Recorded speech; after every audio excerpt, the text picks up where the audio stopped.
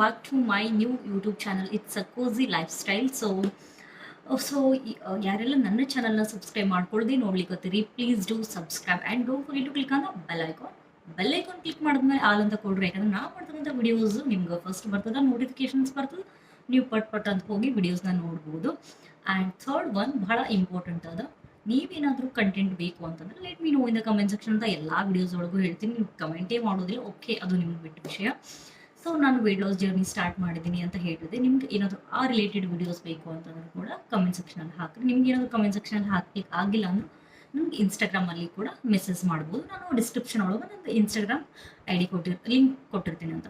So ಭಾಳ ಮಾತಾಡೋದು ಬೇಡ, ಭಾಳ ಡ್ರ್ಯಾಗ್ ಮಾಡೋದು ಬೇಡ. ಇವತ್ತಿನ ಕಾನ್ಸೆಪ್ಟ್ ಬಗ್ಗೆ ಮಾತಾಡ್ಬೋದು. ಹೇರ್ ಕೇರ್, ಕಂಪ್ಲೀಟ್ ಹೇರ್ ಕೇರ್ದಾಗಿರ್ತದೆ ಆ್ಯಂಡ್ ಹೇರ್ ಆಯಿಲ್ ಆಗಿರ್ತದೆ. ಯಾಕಂದ್ರೆ ಮಾರ್ಕೆಟ್ಗಳಲ್ಲಿ ಭಾಳಷ್ಟು ವಿಧವಾದಂತಹ ಆಯಿಲ್ಸ್ ಬಂದವ, ಹೇರ್ ಆಯಿಲ್ಸ್ ಬಂದವ. So which one is good? ನಾವು ನ್ಯಾಚುರಲಿ ಆರ್ಗ್ಯಾನಿಕ್ ಆಗಿ ಹರ್ಬಲ್ ಆಗಿ ಯಾವ ಥರ ನಮ್ಮ ಹೇರ್ನ ಮೇಂಟೈನ್ ಮಾಡ್ಬೋದು.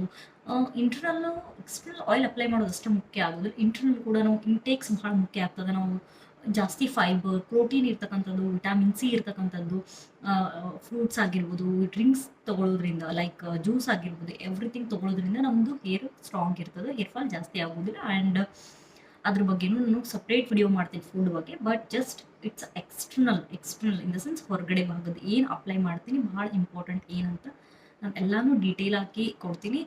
ಸೊ ಎಸ್, ಲೆಟ್ಸ್ ಭಾಳ ಮಾತಾಡೋದು ಬೇಡ, ಲೆಟ್ಸ್ ಬಿಗಿನ್ ದ ವಿಡಿಯೋ.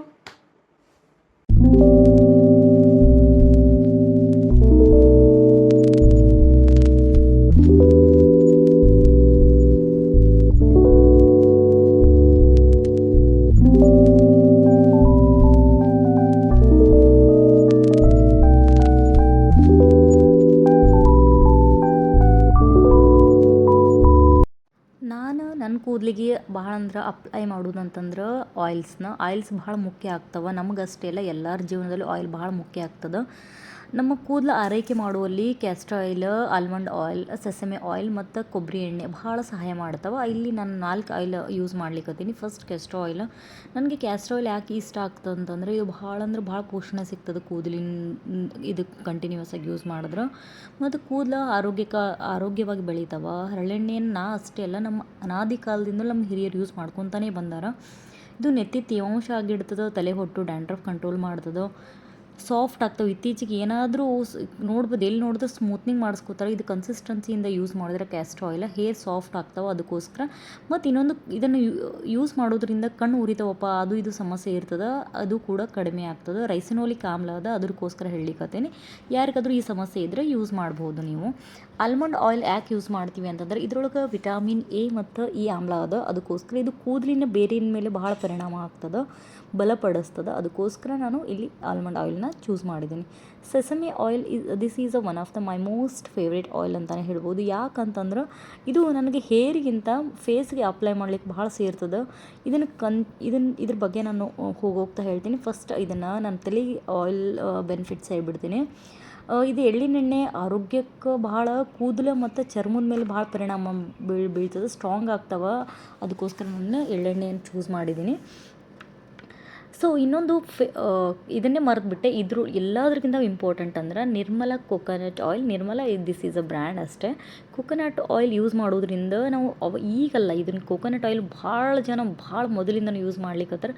ಕೊಬ್ಬರಿ ಎಣ್ಣೆ ಭಾಳ ಮುಖ್ಯ ಆಗ್ತದೆ, ಭಾಳ ಸದೃಢ, ಡ್ಯಾಂಡ್ರಫ್ ಎಲ್ಲ ಕಂಟ್ರೋಲ್ ಮಾಡ್ತದೆ. ಕೇರಳ ಪೀಪಲ್ಸ್ ಆಲ್ವೇಸ್ ಕೊಬ್ಬರಿ ಎಣ್ಣೆನ ಯೂಸ್ ಮಾಡೋದ್ರಿಂದ ಅವ್ರ ಸ್ಕಿನ್ ಕೂಡ ಸಿಕ್ಕಾಬಡೆ ಹೆಲ್ದಿ ಇರ್ತಾವೆ. ಹೇರ್ ನೋಡಿರಿ ಎಷ್ಟು ಸ್ಟ್ರಾಂಗ್ ಇರ್ತಾವೆ ಅಂದ್ರೆ ಎಷ್ಟು ಲಾಂಗ್ ಇರ್ತದೆ. ಅವರು ಕಂಟಿನ್ಯೂಸ್ ಆಗಿ ಕೊಕೊನಟ್ ಆಯಿಲ್ ಯೂಸ್ ಮಾಡೋದ್ರಿಂದನೇ ಅಷ್ಟು ಸ್ಟ್ರಾಂಗ್, ಅಷ್ಟು ಉದ್ದ ಇರ್ತಾವೆ. ಅಲ್ಲಿ ತೆಂಗು ಕೂಡ ಭಾಳ ಬೆಳಿತಾರೆ.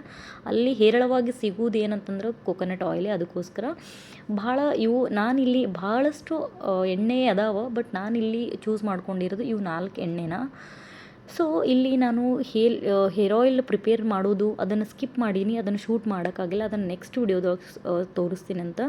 ಯಾಕಂತಂದ್ರೆ ನಾನು ಇಲ್ಲಿ ಡಬಲ್ ಬಾಯ್ಲಿಂಗ್ ಮೆಥಡ್ನ ಯೂಸ್ ಮಾಡಿದ್ದೆ, ಅದನ್ನು ನಿಮ್ಗೆ ತೋರಿಸ್ಲಿಲ್ಲ. ಯಾಕೆ ಡಬಲ್ ಬಾಯ್ಲಿಂಗ್ ಮೆಥಡ್ ಏನು ಎಂಬುದು ನೆಕ್ಸ್ಟ್ ವಿಡಿಯೋದಾಗ ಮಾಡ್ತೀನಿ. ಅದ್ರ ಬಗ್ಗೆ ಇದು ಜಾಸ್ತಿ ಲೆಂದಿ ಆಗಿಬಿಡ್ತದೆ ಅನ್ನೋದ್ರ ಸಲುವಾಗಿ ನಾನು ಇಲ್ಲಿ ಅದನ್ನು ಸ್ಕಿಪ್ ಮಾಡೀನಿ. ಸೊ ಯಾವಾಗಲೂ ನಾವು ಎಣ್ಣೆನ ಅಪ್ಲೈ ಮಾಡಬೇಕಾದಾಗ ಎಂಡ್ಸು ರೂಟ್ಸು ಸ್ಕ್ಯಾಲ್ಪಿಗೆ ನೀಟಾಗಿ ಅಪ್ಲೈ ಮಾಡಬೇಕು. ಯಾಕಂತಂದ್ರೆ ನಾವು ಅರ್ಧಂಬರ್ಧ ಬಿಟ್ಬಿಡ್ತೀವಿ, ಎಂಡ್ಸಿಗೆ ಬಿಟ್ಬಿಡ್ತೀವಿ. ಎಂಡ್ಸ್ ಒಳಗೆ ಸ್ಪ್ಲಿಟ್ ಎಂಡ್ಸ್ ಇರ್ತಾವೆ, ಒಂದ್ರೊಳಗೆ ಎರಡು ಏನು ಟಿಸಳ ಆಗ್ಯಾವಂತೀವಿ ಅದು ಆಗಿರ್ತದೆ. ಇರ್ಲಿಕ್ಕಂದ್ರೆ ನಾವು ಬರೀ ಸ್ಕ್ಯಾಲ್ಪಿಗೆ ಹಚ್ಕೊಂಡು ಕಿಶಂದು ಹಳ್ಳೆತ್ತಿಗೆ ಹಚ್ಕೊಂಡು ಕಿಶಂದು ಎಂಡ್ಸ್ ಬಿಟ್ಬಿಟ್ಟಿವಿ ಅಂದ್ರೆ ಏನೋ ಜುಬ್ರ ಆದಂಗೆ ಆಗ್ತಾವೆ. ಅದಕ್ಕೋಸ್ಕರ ಹೇಳಕತ್ತೀನಿ. ನೋಡ್ಬೋದು ಇತ್ತೀಚೆಗೆ ಎಣ್ಣೆ ಹೇರಿಗೆ ಆಯಿಲ್ನೇ ಯೂಸ್ ಮಾಡುವುದಿಲ್ಲ. ಯಾಕಂತಂದ್ರೆ ಭಾಳಷ್ಟು ಜನರಲ್ಲಿ ಹಚ್ಕೊಳ್ಳೋದೇ ಇರೋ ಕಾರಣಕ್ಕೆ ಏನು ಬಾಂಡ್ಲಿ ಏನು ಬಾಲ್ಡ್ನೆಸ್ ಭಾಳ ಅಂದ್ರೆ ಭಾಳ ಜನದಲ್ಲಿ ಇತ್ತೀಚೆಗೆ ನಾನು ನೋಡ್ಲಿಕ್ಕತ್ತೀನಿ. ಅವ್ರು ಭಾಳ ಧೂಳಿಗೆ ಹೋಗ್ತಿರ್ತಾರೆ, ಪ್ರದೂಷಣ ಇರೋದಿಲ್ಲ, ವರ್ಕ್ ಪ್ರೆಷರ್ ಇರ್ತದೆ. ಈ ಥರದ ಸಮಸ್ಯೆಯಿಂದ ಹೇರ್ ಲಾಸ್ ಆಗ್ಲಿಕ್ಕತ್ತದ, ಭಾಳಷ್ಟು ಜನರಲ್ಲಿ ಆಗ್ಲಿಕ್ಕತ್ತದ.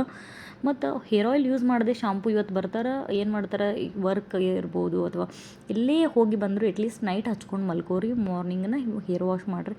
ಇರಲಿ ಎಟ್ಲೀಸ್ಟ್ ನಿಮ್ಗೆ ಆಗೋದಿಲ್ಲ, ನೀವು ಅದಕ್ಕೆ ಟೈಮ್ ಇಲ್ಲ ಅಂದರೆ ಎಟ್ಲೀಸ್ಟ್ 15 to 20 ಮಿನಿಟ್ಸ್ ಸ್ನಾನ ಹೋಗೋಕ್ಕಿಂತ ಮುಂಚೆ ಚಹಾ ಕುಡಿತಿದ್ರೆ ಆ ಟೈಮ್ದಾಗ ಹಚ್ಕೊಂಡ್ಬಿಟ್ರಿ. ಯಾಕಂದ್ರೆ ಮೊದಲೇ ಹೇರ್ ಆಯಿಲ್ ಹಚ್ಕೊಳ್ಳಾರ್ದೇ ಡ್ರೈ ಆಗಿಬಿಟ್ಟಿರ್ತದೆ. ಮತ್ತು ಶಾಂಪು ತೀರಾ ಡ್ರೈ ಆಗಿ ಡ್ಯಾಂಡ್ರಫ್ ಆಗ್ಲಿಕ್ಕೆ ಸ್ಟಾರ್ಟ್ ಆಗ್ತದೆ, ಹೇರ್ ಲಾಸ್ ಸ್ಟಾರ್ಟ್ ಆಗ್ತದೆ, ಮತ್ತು ಬಾಲ್ಡ್ನೆಸ್ ಜಲ್ದಿ ಕಾಣಿಸ್ತದೆ. ಅದಕ್ಕೋಸ್ಕರ ಹೇಳಲಿಕ್ಕತ್ತೀನಿ. ಸೊ ಇತ್ತೀಚೆಗೆ ಹೇರ್ ಲಾಸ್ ಎಲ್ಲಿ ನೋಡಿದ್ರೂ ಅಲ್ಲಿ, ಯಾಕಂದ್ರೆ ಹೇರ್ ಆಯಿಲ್ನೇ ಯೂಸ್ ಮಾಡೋದಿಲ್ಲ ಫಸ್ಟ್ ಜನರು. ಅದಕ್ಕೋಸ್ಕರ ಹೇಳಿಕತ್ತೀನಿ. ಹೇರ್ ಆಯಿಲ್ ಭಾಳ ಅಂದ್ರೆ ಭಾಳ ಯೂಸ್ ಅದ, ಬರೀ ಹೇರಿಗೆ ಅಷ್ಟೇ ಅಲ್ಲ ನಮ್ಮ ಬಾಡಿಗೆ ಕೂಡ ಅಷ್ಟೇ ಭಾಳ ಮುಖ್ಯ ಅದ. ನಾವು ಮ್ಯಾಗ್ ಮಾಡಿಬಿಟ್ಟಿವಪ್ಪ ಅಂತ ಏನೋದು ಇಂಟರ್ನಲ್ಲು ಫುಡ್ ಇಂಟೇಕ್ಸ್ ಹೇರ್ ಏನಂತಾರೆ ಊಟ ತಿನ್ನೋದಾಗಿರ್ಬೋದು, ವಿಟಾಮಿನ್ ಸಿ ತೊಗೊಳ್ಳೋದಾಗಿರ್ಬೋದು, ಆಮ್ಲ ಆಗಿರ್ಬೋದು, ಮತ್ತು ಲೆಮನ್ ವಾಟರ್ ಕುಡಿಯೋದಾಗಿರ್ಬೋದು, ಫುಡ್ಸ್ ಇಂಟೇಕ್ಸ್ ಭಾಳ ಮಹತ್ವ ವಹಿಸ್ತವೆ ನಮ್ಮ ಜೀವನದೊಳಗೆ.